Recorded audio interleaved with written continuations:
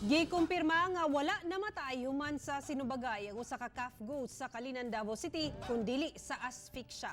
Busa girilis na ang suspek nga barkada sa biktima nga nakasumbagay niini. Ani report. Tingagay mi.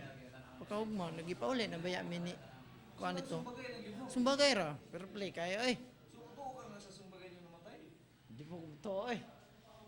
Basing na nanghitabo na sila haguro basing nag-away sa mga igsuon. Sakto ang pagtuon ni Meriel Roques nga wala namatay ang iyang amigong CAFGU nga si Ka Jason Tulabing tungod sa ilang pagsinumbagay sa milabayng adlaw. Kini human gawas ang resulta sa autopsy sa biktima. Sa dugang investigasyon sa Calinan Police, nasuta pinaagi sa duha ka pagumangkon niini nga ang CAFGU mismo ang mikitil sa iyang kinabuhi.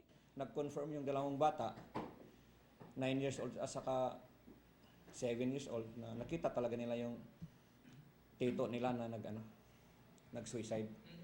Subay sa maong resulta, gila yung gibuhian ng suspek. Gipasabot usab sa kapulisan nga ang pagkustudiya pamaagi lang sa due process. Nag-effort naman tayo na mag-imbestiga pa ng to deeper the investigation.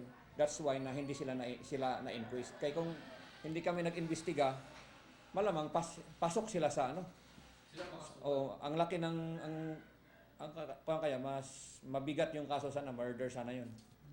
Kauban si Mature Awing sa kamera, ako si Real Soroche para sa One Mindanao.